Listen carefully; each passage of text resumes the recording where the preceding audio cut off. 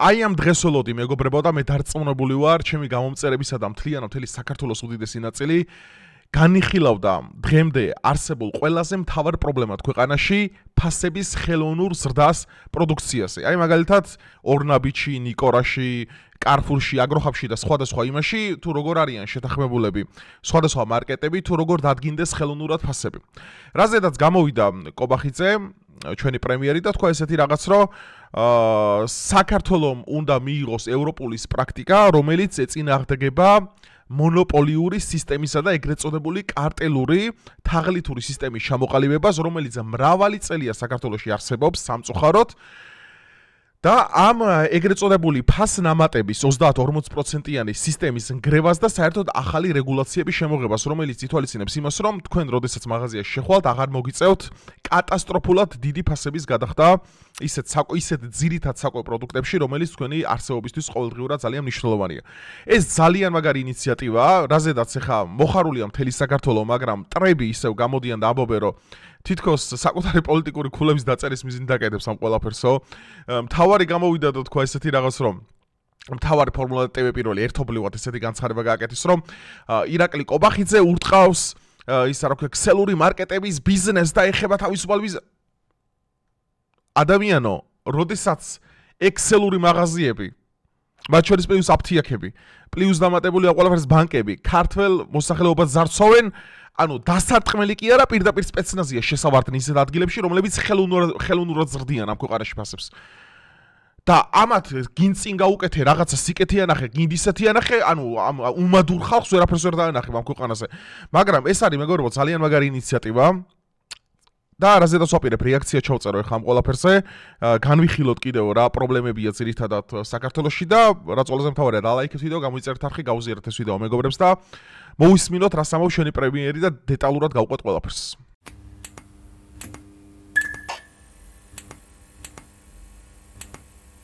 ხშირად გამოხატავს უხელს იმის გამო, რომ ქართულ სუპერმარკეტებში სასურსათო პროდუქციის ფასები ევროპულ ფასებს მნიშვნელოვნად აღემატება. საკითხის შესაფასებლად შევარჩიეთ რამდენიმე ძირითადი სასურსათო პროდუქტი, შევადარეთ საქართველოსა და ევროპის კონკრეტულ ქვეყნებში ამ პროდუქტების ფასები და გავაანალიზეთ ფასნამატის სტრუქტურა, მათ შორის ქსელური მარკეტების სავაჭრო პრაქტიკა.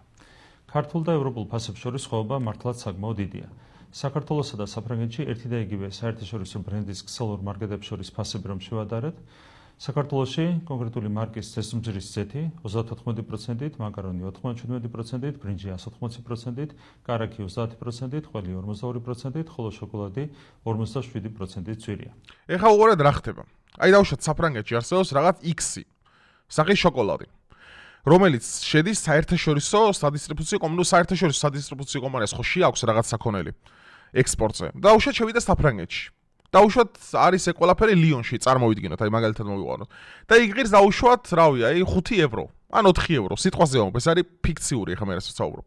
ეხლა უყურეთ, იგივე სადისტრიბუციო კომპანია, რომელიც საქართველოს შემოდის,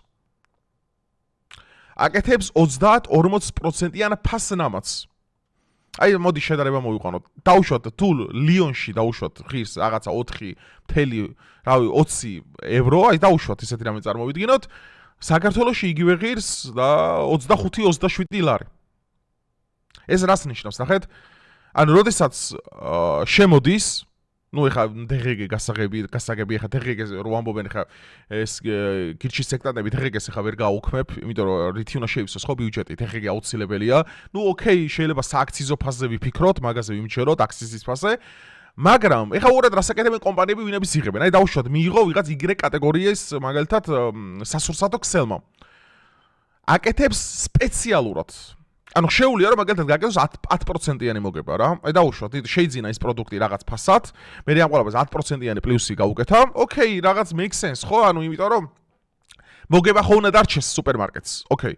მაგრამ ესენი რას აკეთებენ? იცით? 30-40%-იან ფასნამატებს უკეთებენ.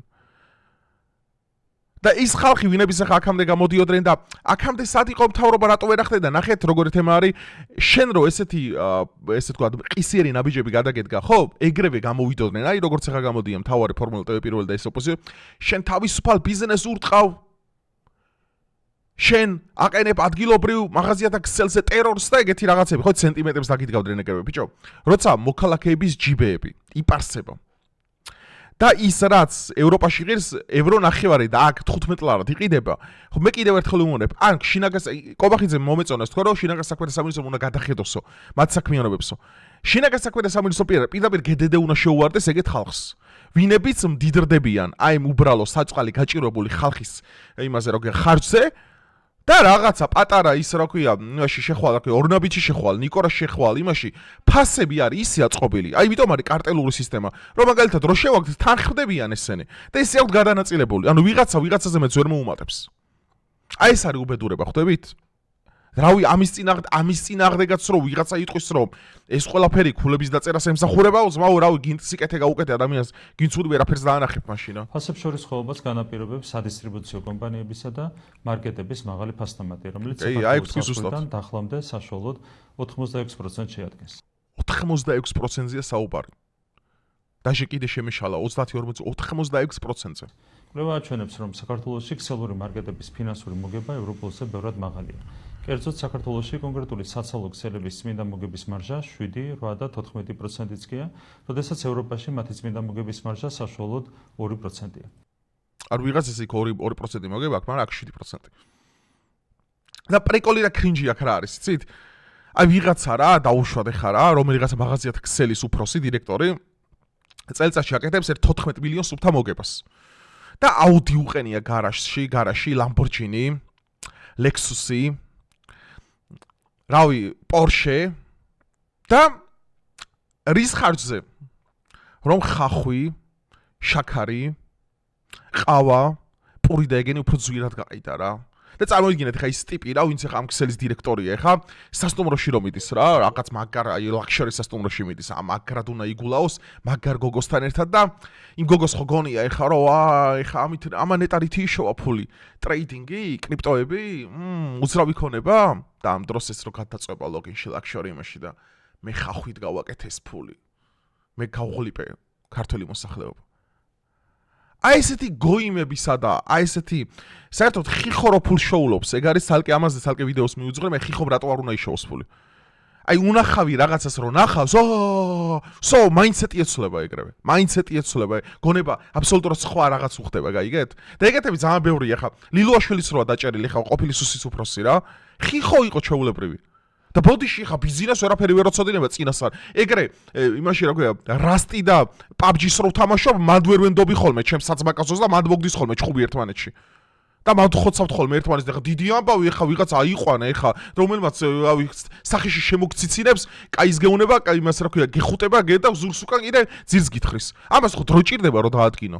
ეგ საკადრო პრობლემაა საქართველოში, კადრების სერიოზული პრობლემაა ამ ქვეყანაში. რომ უბრალოდ უნდა ეხა კობახიძე ეხა ვინებიც არიან ამჟამად ქართული ოცნების ხელისუფლებაში მეინსტრიმში ხო ნახეთ კობახიძე რო არა ეს ყველაფერი არ მოხდებოდა არც კორუფციასთან ბრძოლა დაიწყებოდა არც ეს ფასრამატებზე დაიწყებოდა იმაზე რა ქვია შეტევა ქსელურ მაღაზიებზე არც განათლების სისტემის რეფორმები მოხდებოდა აი ესეთ მოკლე დროში ხო ძალიან მოკლეა უკვე გასაღარჩევნები და რა დიდი არ არის გასული ხო ნახევარი ვადაც არა გასული კაცო ამ ბიჭმა ხო შეძლო ეს ყველაფერი იმათმა რატო ვერ გააკეთე ვინმე უშილდა თუ რა ბიზნესა მიდიოდა და შენ ქვეყნისთვის კაი ესენი არ გააკეთო ის რისიც ოპოზიციონერებს შერათ რომ თურმე არსებობენ საქართველოში მაღალი ინსტანციის ხალხი და ხალხს ეჩხუბებიან შენ საქმე არ გააკეთო შენ ამისთვის ჭირდები უბრალოდ სასაცილოა კობახიძემ შეძლო ყველაფერი ფენომენი მე აი ხო გეუბნებით აი ცხოვრებაში ძალიან ბევრი კარგი და სწორი გადაწყვეტილება მიმიღია ძალიან ბევრი მაგრამ იმაზე მაგარი არაფერი რომ მართლა ეს ადამიანი მე გამოვარჩიე თავის დროზე და მართლა აი როდესაც არჩევანი გავაკეთე რომ ვიცოდი რომ აი კობახიძე და ზოგადად მე ვამბობ ახალი ესტაბლიშმენტი ჩვენი მთავრობის შედარებაც არ შეიძლება უბრალოდ და კონტრარგუმენტებს რო ვეუბნები რომ აი მითხარი ეხა ხო აი შენ ხო მეუბნები რომ მთავრობაში უნდა მოხვიდე და მაგარი ტიპი უნდა იყო რა არგუმენტი გაქვს მაგის რა ფულს არ შეჭამ თუ ანუ შენ ხარ ვინუშდენ შენ დგები რომ ვიღაცა ვისაც შენ მოიყვან ისიც მაგარი ტიპი იქნება მე შეიძლება მაგარი ვიყო ძალიან მაგრამ მე რომ მოვიყვან ვიღაც ჩემი ნათესავე ბჭყალებში შეიძლება ცუდი გამოდგეს მაგრამ მე ხო უნდა დავადგინო ის პირში მიცინის იმას რა ქვია ჩემ და ყველაფერს კარგს ლაპარაკობს და ამ დროს მე რავი შეიძლება ჩემ ზურს უკან რაღაც სქემებს აწყობს და ფულს აკეთებს მე ხო უნდა გავშიფრო მე ხო უნდა დავადგინო და დავიჭირო მე ამიტომ ეს ყველას როგორ გონია იცით ამ ქვეყანაში რა დიდღა ბიზნა მოვიდა მოიყვანა და რატო დაიჭირა რატო გაუშვა თქვენ ბიჭო თამაში რო თამაშია აი ქართველებთან ერთად თამაშობ Rust-ი, PUBG და ეგეთი რამები. იმათთან მომდი ჩხუბი თამაში რომ იქ ვერ ვიყოფთ რაღაცებს. ეხლა თქვენ მეუნდეთ პოლიტიკურ მეინსტრიმში და establishment-ში და მართულ პარტიაში ისეთი ძალები გინდა დასვათ რომ ეგრევე ყველა ანგელოზი იქნება? ესა სიცრუე. და უბრალოდ პრაგმატულად შეხედეთ ამ ყველაფერს. აქ ისიც გასათვალისწინებელია, რომ ევროპაში მარკეტების ოპერირების ხარჯები, ფართის იჯარა, შრომის ანაცხოვრება, კომუნალური ხარჯები და სხვა ბევრად უფრო მაღალია. ასევე ძალიან მაღალია დისტრიბუტორი კომპანიების წმინდა მოგების მარჟაც, რომელიც საქართველოში, როგორც წესი, 6-დან 13.9%-მდე მერხევებს. პროდუქცია ფასდამატი და მიმწოდებლისთვის დაგესრებული ფინანსური ტვირთი იმდენად დიდია, რომ ქართული მწარმოებლებისთვის ხშირად უფრო მომგებიანია საკუთარი პროდუქცია არა ქართულ მარკეტებში გაყიდონ, არამედ საზღვარგარეთ ექსპორტზე გაიტანონ. და ყველაზე კაი მისასალმებელი ის იქნება, რომ უნდა გაიზარდოს ადგილობრივი წარმოება და რა შეიძლება მეტი ქართული პროდუქტი უნდა გაიყიდოს. ოღონდ ასევე ძალიან დიდი თხოვნა მექნება. არ ვიცი, ვის ყურამდე მიიღწევს ეს ვიდეო, მაგრამ მაინც არ ვიცი, რომ ყურადღება მივაქციოთ ხარისხს საკვების. იმიტომ რომ ორნაბიჩი, ნიკორაშიც მათ შორის, სპარში და აი ქსელ ძირითადი მეინსტრიმ ქსელები რომელიც არის, ხა აგროჰაბზეა რომ აგროჰაბი მართლა მაღალი ხარისხისაა და ისიც რა ქვია, კარფურის შედარებით. ნუ გუდვილზეც გუდვილი სუპერ, აი აგროჰაბი და გუდვილს ვიტყოდი რომ საუკეთესო ხარისხი აქვს. ეხლა ამას რეკლამას არ უკეთებ. ეგ იცოდეთ, რომ რეკლამის გამო არ ვამბობ, ანუ ეს არის უბრალოდ ჩემი აზრია სუბიექტური. ნიკორაში, ორნაბიჩი და ეგეთ იმებში იყიდება ისეთი სახის ნახევარ ფაბრიკანტები, რომელსაც ზაღალსაც არ ვაჭმევ.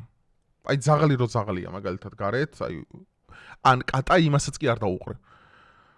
ნუ არა, მე იმაზე კი არ მაქვს საუბარი თვითონ ნიკორა წარმოებს უც. არა, ნიკორას შემოაქ იქ და ვიღაცას ხო უნდა კონდეს მაგის შნო და ყურადღება და ყური, რომ გააკონტროლოს, რომ არსებობს მაგალითად ისეთ სახის პილმენები, რომელიც უბრალოდ არ იჭმევა ხალხნო. აი უბრალოდ დეზინფექცია გასატარებელი. ხორცი არტებს შიგნით. ის რაღაც ახალი სუბსტანცია, საერთოდ ახალი შემცველობის. და ძალიან დიდი თხოვნა მექნება მთავრობასთან და ზოგადად ვინც უყურებს ახლა მაღალი იქიდან ეშელონებიდან, რომ ძალიან მნიშვნელოვანია ხარისხის მონიტორინგი რა. რომ ამ საკვებს მიიღებენ ბავშვები, ქალები, ნუ რა მნიშვნელობა აქვს ესე რომ იწყება ბავშვი, ქალი, ყველა ადამიანები ვართ, ადამიანი, რა მნიშვნელობა აქვს ხო ეხლა ამას? ადამიანებისთვის და ქართველებისთვის არის ძალიან ცუდი რამ, ამიტომ მნიშვნელოვანია ხარისხის მონიტორინგი. რომ არ დააგდონ ტემპი, იმიტომ ყოფილა რომ არ დავასახელებ ხა ქსელებს, სადაც ადამიანები მოწამლულან და ძალიან ცუდად ქონიათ საქმე. მე კი გამოუსწორებიათ, მაგრამ ერთხელ სახელი გაგიტყრება, ხო იცი მე მოყვება მთელი ცხოვრება. ამიტომ დიდი თხოვნა მექნება რომ ხარისხის მონიტორინგსაც თუ ყურადღებას მივაქცევთ. ამიტომ არის რომ ხშირად ქართულ მარკეტებში მრავლად ნახავთ ისეთ უცხოურ პროდუქტს, რომელიც ქართულ კომპანიებს საზღვარგარეთ გააქვთ. ეს სერიოზული პრობლემაა, რადგან სახელმწიფოს ინტერესი პირიქით ქართული წარმოების სახალისება და იმპორტის მაქსიმალურად შემცირება. ეკი. მოგების მაღალი მარჟის პირობებში კომპანიები მარკეტების ქსელს სწრაფად აფართოებენ. ბოლო 5 წლის განმავლობაში ქსელური მარკეტების რაოდენობა ქვეყანაში ორჯერ გაიზარდა. შედეგად დღეს საქართველოში 100,000 კაცზე 113 მარკეტი მოდის, როდესაც გერმანიაში ეს მაჩვენებელი 45, ხოლო ავსტრიაში 62-ია. ხო, ყოველ ფეხის ნაბიჯი ხსნიან აქ მაღაზიას, ყველა ფეხის ნაბიჯს. ლოგიკურია, რომ ქსელის გაფართოებასთან დაკავშირებული ხარჯები პროდუქტის ფასებზე პირდაპირ აისახება. ხო, იმიტომ რომ ნახე, მაგალითად ახალი ობიექტი თუ იხსნება სადმე, ანუ რა ფასი იქ იწევს, ხო? ანუ იმას ხო ქირის გადახდა უნდა. იმას ხო რემონტი უნდა, იმას ხო მაცივრების ის უნდა. ძალიან ბევრი რაღაცაა, ხო, რა ჭირდება ეხლა, რომ მაღაზია ახალმა იფუნქციონიროს და ფასები ზრდის ხარჯზე აკეთებენ. აბა ხელფასიდან კი არ მოიკლას მაგათი უფროსობა და იმას კი არ იტყვის ეხლა, რომ მოდი ამ წელს Porsche-ს არა და ცოტა სხვა შედარებით იაფიან მანქანას ვიყიდიო. არა, იმენა უნდა დაარტყას ხალხის შიპეს რა. წინასწარი ანალიზის საფუძველზე შეიძლება გამოიკვეთოს რამდენიმე ძირითადი ფაქტორი, რომელიც მაღალ ფასდამას და შესაბამისად მაღალ ფასებს განაპირობებს. მაგალითად ესაა ეგრეთ წოდებული ქსელის ქეშბექი. მაღაზიაში შესვლისთვის დაწესებული საფასური, დისტრიბუტორებისთვის ან მწარმოებლებისთვის თანხის გადახდის დაგვიანება, მაღაზიების სიმრავლე და ახალი მაღაზიის გახსნის ხარჯის სასახო ფასი და ასე შემდეგ. რაც თავარია, არსებული პრაქტიკა აჩენს ეჭვს, რომ ბაზრის მოთამაშეების შესვლა შეთანხმებულად კარტელური პრინციპით მოქმედებდნენ. აი ეს ძალიან მნიშვნელოვანი ხაზგასასმელი წინადადება, რაზედაც მინდა ორი სიტყვა ვთქვა. ნახეთ, მეგობრებო, ეს მარტო სურსათის ქსელებს არ ეხება საქართველოში, აფთიაქები და ბანკები. რაც ქართველებს ძალიან მაგრად ურტყავთ ქართველების შიპეს. აი ეს გაბერილი პროცენტები, აი ეს აფთიაქში არანორმალურად ხა წარმოიდგინეთ ადამიანს, რომელსაც ჯანმრთელობასთან დაკავშირებით პრობლემები აქვს, ხო და ზოგს ავადმყოფი ყავს სახში და ზოგი საერთოდ მძიმე სენსებს საერთოდ. თქვენ წარმოგიდგენიათ რა უწევთ, რა ფასის გადახდა უწევთ იმ ადამიანებს, რომ ცოცხლები იყვნენ. აი ეს კატასტროფაა დასაეხება თურქეთში გადახვალ და იქ წამალი ღირს 4 ჯერ იაფი და საქართველოში 5 ჯერ ზვირია. და ამ დროს მათი უფროსობა და ისინი, ესე кайფობენ ერთობიან ცხოვრებით. რის გამო რომ ვიღაცას გაჭირებულ საწყალს და იმას რა ქვია ავანტყოფ ადამიანს რომელსაც არ აქვს იმდენი რომ იარსებოს ანუ აქ არსებობისთვის ბრძოლა ეს კი არ არის ცხოვრება ეს არის არსებობისთვის ბრძოლა ამიტომ მე ძალიან დიდი თხოვნა მექნება ეს არის ძალიან მნიშვნელოვანი თუ ჩვენ აფთიაქებსაც იგივე ყურადღებას გავამახვილებთ და ბანკებს აქვთ ბოდიში და გადაჯემული თავზე რასაც ქვია რა გადაჯემული თავზე რასაც ქვია ბანკებზე მაქვს საუბარი კერძო ბანკი რომლებიც შემოდიან ბრიტანეთიდან მორგანები და ეგენი ვინების აქ ვიცით ვინებზე მაქვს საუბარი და ეს ამხელა პროცენტები და ეგენი და მესმის რომ ეხა ბანკი არავის არ ადგება ავტომატი და გამოიტანეს ეს ხილვა მაგრამ ადამიანები არიან რომელსაც ჭირდებათ არა და სამწუხაროდ არ არის ამ ქვეყანაში ისეთი ამ წუთას ისეთი ცხოვრების დონე რომ პროცენტიც იხადონ და ნორმალურად იცხოვრონ და საჭიროა ამ რაღაც რეგულაციის შექმნა და ძალიან მოხარული ვიქნები ჩვენ თუ ამას შევძლებთ. რასაც ბუნებრივია დამატებითი ანალიზი ესაჭიროება. აქტიურად ვიმუშავებთ სადისტრიბუციო კომპანიებისა და მარკეტების ქსელების წარმომადგენლებთან, რომ ჩვენი თანამოქალაქეებისთვის ფასების შემცირებას მივახციოთ. ეს მინდოდა, ეს. ანუ ხო გააკეთეს. ეს ხო დაიწყო ამაზე ფიქრი. სოციალისტებო სათხართ ხა. აქამდე რატო არ კეთდებოდა? ბოდიში თმარა არ ვარგოდნენ ის ხალხი, ვინებიც მაგამდე იყვნენ. ვიცი ეხა ახალი თეორიები მოდის რა. ლილუაშვილი, ღარიბაშვილი ეგენი აღარ არიან. ეხა რიგში სხვებით განანო რა. ეს ხა მოკლე ტვინებზე მაქვს ეხა საუბარი, რაზე მინდა ყურადღება გავამახვილო, ბიჭო. კობახიძემ რაც გააკეთა ამ დროში. ვის გაუკეთებია ამაზე მეტი ბოლო წელიწადში. მართლა მაინტერესებს, სერიოზულად კი სვავ მკითხოს. კობახიძე არის პრემიერი საქართველოს. ბოლო 10 წელიწადში რაც კობახიძემ განათლების რეფორმა ფასდრამატებთან აგერ გამოცხადებული ეს მასიური ზოლა უნივერსიტეტებზე გაკეთებული ისინი აღარ ვამბობ დიპლომატია და შეხვედრები და რეგიონალური სტაბილურობა და აღაზე აღარ ვლაპარაკობ ეს უკვე ვიცით ანუ ხო შესაძლებელია ანუ ხო ეხა რაღაც იტყვიან ისინი აკაცუკოები და ეგენი ანუ ესეც ხო რუსეთის დავალება არ არის რა პუტინმა ხო არ დარეკა და ის თქვა მიდი რა დააკელი ფასებს რო არ იფიქრო მთლად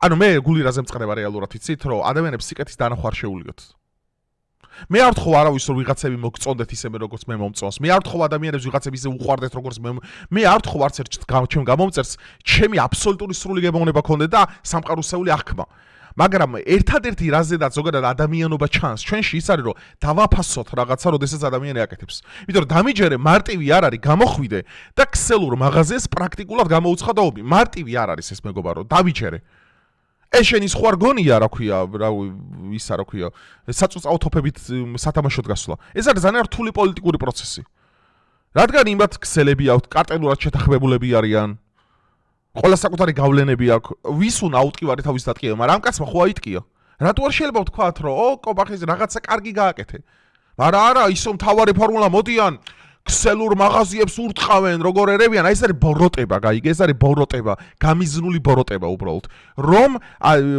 ქართველ ხალხზე ისინი საერთოდ არ ფიქრობენ ისინი ფიქრობენ მხოლოდ პოლიტიკური ქულები როგორ დაიწერონ ყველაფერში პოლიტიკური ქულები როგორ დაიწერონ დღე რო გამოვიდეს კობახიძე და თქვას რომ მზიანი დღე არისო აშკარა დღე როდესაც არის მზე როდესაც აჭერს შუაგულორ საათზე თავარი გამოვა და იტყვის ღამეაო და მე ეს მე დამობრალეს პროპაგანდისტი ხარო რა ვიცი საჭიროების შემთხვევაში ამისათვის სხვადასხვა ქვეყანაში აპრობირებულ ანტიმონოპოლიურ მექანიზმებსაც ეს საჭიროა. გარდა ამისა, მოუწოდებს სამართალდამცავ უწყებებს სიღრმისეულად შეესალოს ეს მნიშვნელოვანი. ხომ არ იკვეთება კონკრეტული სუბიექტების საქმიანობაში სისხლის სამართლის დანაშაულის ნიშნები. ასევე მინდა ვთხოვო საქართველოს პარლამენტს შექმნა საპარლამენტო კომისია, რომელიც საკითხის შესაფასებლად შესაბამის საპარლამენტო ბერგედებს გამოიყენებს. ეს არის მეგობრებო ახალი სეზონი. The Force Awakens, Star Wars-ი გაქვს დათამაშები, ანახი, ვარსკვლავური ომები ძალთა გამოღვიძება. ანუ სერიოზულად ვამბობ, იმიტომ რომ ანუ აქამდე რა პრობლემა გვაწუხებდა, ეხლა მე რაც ძირითადად მოქალაქეებისგან და ჩემი გამომწერებისგან ვიღებდი ხშირ შემთხვევაში, ხო? ეს იყო პროდუქტებზე არსებული ფასები, ბანკები და აფთიაქები. ეს არის რაც მოქალაქეებისთვის, ანუ არსებობისთვის ეგზისტენციალურად მნიშვნელოვანია. რომ უნდა იყოს ადეკვატური ფასი, რომ ხელფასიდან გამომდინარე ადამიანს რაც ერიცხება რომ შევიდეს და იმას ბავშვები ყავს, იმას ოჯახი ყავს, ის რომ ადამიანმა შეიცინოს. მესმის რომ უკვე ბევრი შეულობს ფულს, მაგრამ არსებობენ ასევე გაჭირვებული ადამიანები. არსებობენ middle class-ზე დაბლამდგომი ადამიანები, რომელთაც არ აქვთ ამის სახსრები. ჩვენ უნდა ვიფიქროთ მეგობრებო მათზე. არ შეიძლება. მე მაგიტო ვემხრობი კაპიტალისტურ სისტემას ზოგადად ვემხრობი, იმიტომ რომ ეს ადამიანური ბუნების ნაწილია. ნახევრად პროტექციონისტულს იმაში, რომ მთავრობა როგორც ბუსტერი ისე უნდა ერეოდეს კერძო ბიზნესში, თუ საჭიროა და თუ მათ გარკვეული სახის კარტელური და მონოპოლისტური სისტემები ჩამოაყალიბეს ქვეყანაში, რითიც ტყავს აძრობენ მოქალაქეებს, ამ შემთხვევაში რა თქმა უნდა პროტექციონიზმია გამართლებული. და ნაწილობრივ იმ ხალხზე, რომლებიცაც აქვთ გარკვეული სახის პრობლემები, გარკვეული სახის მრავალშვილიანი ოჯახის, სოციალური სტატუსები, რომ ამ შემთხვევაშიც უნდა არსებობდეს სოციალური გარკვეული დახმარებები მათზე, რომ წახალისდეს რაღაცები. ანუ უნდა იყოს ჰიბრიდული სისტემა. ეს არის ყველაზე ეს შევაფასებდი, რომ ყველაზე მეტად ავთენტური და რელევანტური. სანამ ჩვენ მივახცევთ იმ დონეს და ღმერთმა ქნას და ღმერთმა გარმოქმედოს, რომ სრულად გადავიდეთ და სრულად გავხდეთ ოდესმე განვითარებული ქვეყანა, ხო? რაღაცა ძალიან დიდი დრო და ძალიან დიდი ეკონომიკური წინსვლები უნდა, ხო? ამიტომ მეგობრებო, ძალიან მნიშვნელოვანია ეს მართლა, იმიტომ რომ თუ ეს დაიწყეს უკვე, ანუ ეს საჯაროდ ამ ყველაფერზე კომენტარი არ გაკეთდებოდა და არ დაიწყებოდა ისე რომ და მათ შორის არა მარტო ქსელურ ბიზნესს უკავშირდება, ამ ყველაფერს უკავშირდება იმ ადამიანებს, რომლებიც აქამდე უსამართლოდ და ესე ვთქვათ, არ ვიცი რა სიტყვა შეიძლება გამოვიდეს, მუხანათურად წარცავდნენ ჩვენი ქვეყნის ბიუჯეტს და მაგ ადამიანების მიმართ სისხლის სამართლის დანაშაული დაიწყო და დევნაც დაწყებულია უკვე და ამ ხალხს იჭერენ, რაც იმას ნიშნავს, რომ ამ ქვეყანამ გამოიღვიძა და კობახიძემ ეს შეძლო, ფაქტია ჩვენ ამ ყველაფერს ხედავთ. იმიტომ რომ ეს შეთქმულების თეორია, მე მეძახიან ბიჭო შეთქმულების თეორიები გიყვარს და ტიპები რა შეთქმულების თეორიებს ქმნიან, რომ ისაო რა ქვია, აქო რაღაცეებში ვერ შეთანხმდნენო და მაგიტომ დაიწყო, ანუ ნახე ნებისმიერი ყოფილი მაღალჩინოსანის დაჭერა ქვეყანაში. ისევ და ისევ იმიჯზე მოქმედებს მართველი პარტიის. არავინ არ აიტკიებდა აქ აუტკივარ თავს, რომ მართლა ქვეყანა არ ადარდებდეს და მართლა ქვეყნისთვის არ აკეთებდნენ ამ ყველაფერს. ანუ არავინ არ აიტკიებდა. ანუ ნახეთ ახლა მაგალითად ესეთი რამე ავიღოთ. აი ხა მე ვარ მაგალითად მთავრობაში და ჩემი ახლობელი აკეთებს ფულს. ანუ მე რო ავდგე და ეხა ეს გავასაჯარო და სუს დავაჭერინო, ხო? მე აუტკივარ თავს ვიტკიებ, რატო ჩემ რეიტინგზე მოქმედებს, ხო ცუდოთ? მაგრამ მეორე მომენტი აქ ნახეთ რა არის? ამით ანახებ რომ ნახე შენ, ჰეი, ერთონათესაო, რომელიც ფულს უსამართლოდ აკეთებ, შენც იგივე მოგივა, შენს და ყველას, ვინც უსამართლოდ ხალხის ძარცვას დაიწყებთ. ანუ ეს დემონსტრაციული ხასიათისაა. ბიზნესს ფენომენალურად გააკეთა ყველაფერი. ვერავინ ერთ-ერთი ადამიანი ვერ დავიდა, აქ სხვა მოტივი იყო, სხვა მოტივი რო ყოფილიყო, ეს ყველაფერი ვერც გაიგებდი თქვენ საერთოდ. აი ვერც გაიგებდით, აი როგორც ფილმებშია, ხო იცით? ხო გააქვთ ეგეთი მაფიოზური ფილმები, ნანახიან კინოები, ანუ ვერ გაიგებთ ეგეთ რამეს. მაგრამ ეს ყველაფერი დემონსტრაციულად იმიტომ ხდება, რომ ყველა მოქალაქემ საქართველოს უკლებლივ, ყველა პარტიის წევრმა, ყველა ამომრჩეველმა დაინახოს, რომ ამ ქვეყანაში ხდება უკვე კანონის უზენაისობა. რომ კანონზე მაღლა აღარავინ აღარ დგას.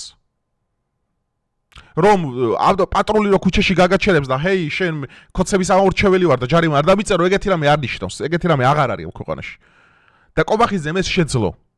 იმ ადამიანმა რომლისგანაც ვერ არელოდნენ ამას. და იმის მაგერად რომ ვიღაცა გამოვიდეს რომ პოზიტიურია რამე ეკეთება, გამოდიან ეს ბოროტები კიდე. საკუთარ ბიზნესს ვერ იყოფენ, მეორე იქიდან ისინი რა ქვია, ახალი გამოჩეკილი ნაცები, ისინი რა ქვია, თვითონ ვერ მოუგარებიათ რაღაცა, ეხა ერთმანეთს რაღაც ღაპრებს ყვებიან, მე საკუთარ ტყუილებში იჭედებიან, მე ამ ტყუილებს რა ვეღარ ახტებიან, ხალხი ქუჩაში ვეღარ გამოყავთ, მე ინტერნეტში რეიტინგი არ აქვს, არსად რეიტინგი აღარ აქვს, ჩასწრილებიან ბოლომდე და ერთადერთი უბრალოდ არის შური და ბოროტება, რომ ბიზინა რატო არის ესეთი სამართლიანი? ბაჩიაშვილის ამბავი ავიღოთ მაგალითად, ხო?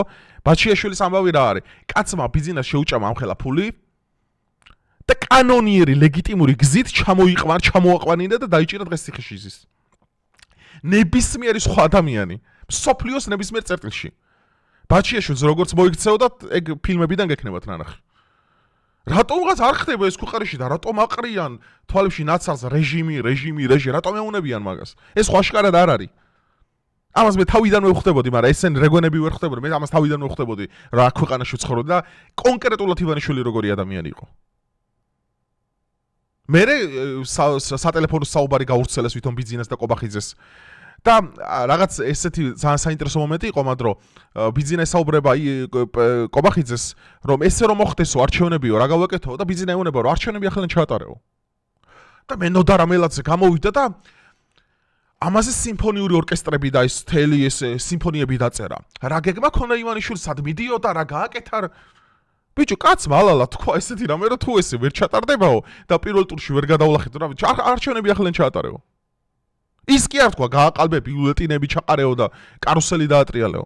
მაგრამ ის ბოროტება აქ, აიგე, მაინც როგორც უნდათ, გეუნე, ლიბერალისტუნი არის ეგრე მოწყობილი ხალხო, მე გეუნებით, ეს არის ყოველად შეუგნებელი არსება რა სამყაროში არსებობს.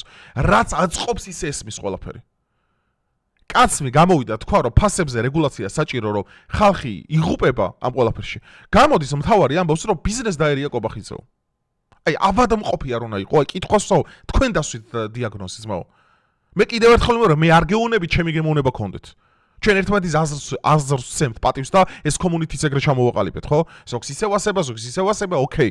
პატივისცემა გვაქვს დამყარებული, მაგრამ უმადურობას ვეძახი, როდესაც მადლობას თქმა უტყდება ადამიანს, მადლობა, რომელიც სრულიად უფასოა. და პირიქით ძალიან ბევრ სასიკეთო დამოხტულ აზრებზე მეტყველებს ხო ადამიანის. რავი, მე მოხარული ვარ, მეგობრებო, ცოტა თემასაც გადავხე, მაგრამ საჭირო იყო ეს უნდა დამეფიქსირებინა, იმიტომ რომ მადლობა ღმერთს ეს ქვეყანას ემსგავსება. სამწუხაროდ ყველა იდეალური ვერ იქნება ამ ქვეყანაში, იმიტომ რომ ეს არის საქართველო. ძალიან მცირეროვანი ქვეყანა, რომელსაც გამოვლილი აქვს 90-იანები, მენტალურად ცოტა პრობლემები გვაქვს, მაგრამ ვერევით ამ ყველაფერს და თავს ვართმევთ, რომ ეს ქვეყანა ემსგავსება სამართლებრივ, შემდგარ, განვითარებად სახელმწიფოს, რაშიც მოქალაქეებმა თუ არ შეუწყეთ ხელი, მე სულ მახსენდება კენედის სიტყვები. ნუ ეკითხებით მთავრობას რა გააკეთოს, კითხეთ საკუთარ თავს, რა შეგიძლიათ თქვენ ქვეყნისთვის გააკეთოთ. ეხა იმ ქსელებს რო ქონდეთ იმის შეგნება, რომ ჰეი, მოდი, იცი რა, 14 მილიონის მაგრად 7 მილიონი მოგება მქონდეს და ის 7 მილიონი ხელფასები გავზარდო, ფასნამატები დავაკლო, ისევამცირო, რომ ვიღაცა გავაბედნიერო, მაგრამ არა, პროჭები ზიანიქ. და რაც ამათმა დაიწყეს ახლა ამ თავრობამ, ხო? ვენაცვალე გულში და სულში. აი, შინაგან საქმეთა სამინისტრო კი არა. აი, პირდაპირ გედედე უნდა შეუშვა ეგეთ ხალხთა, რომ აი ეს ხალხის ტერორი და აი ამ ხალხის გაძარცვა და გაპასვა, რომ საერთოდ ერთხელ და სამუდამოდ დასრულდეს ამ ქვეყანაში. რავი, ალბათ ვეთანხმებით. ეს შემთხვევა, როცა უნდა დამეთანხმოთ ყველაფერში. ეს ყველას გვაწუხებს. მნიშვნელობა რა აქვს შენ თოში რამდენ საკეთებ, რამდენ ეს ყველა ადამიანი ზოგს დიდი ოჯახი ყავს, ზოგს პატარა მეგობრებო. ამიტომ დავფიქრდეთ სწორად. ამიტომ მე მოხარული ვარ. ბრავო, შენიერია და წარმატებები და თუ ის რეკომენდაციებიც რაც მე წამოვაყენე ჩემი აზრები, რომ აფთიაქებსაც და ბანკებსაც რამენაირად გავუკეთოთ ეს ყველაფერი მომავალში, აი, ქართველი ხალხი მე დარწმუნებული ვარ, ძალიან დიდ მადლობას გადაიხდის და ძალიან ბევრს გაუმარტივდება ცხოვრება და ეს ყველაფერი იმას გამოიწვევს, რომ შემცირდება ამ ქვეყნიდან ემიგრაცია და ამ ქვეყნიდან წასვლა და ამ ქვეყანაში ადამიანები გააგრძელებენ ცხოვრებას და საქართველო იქნება ქართველებისთვის. დიდება ღმერთს და ღმერთმა გვისმინოს და ღმერთმა გავგვაკეთებინოს ეს საქმე. მადლობა და ნახვამდის მეგობრებო.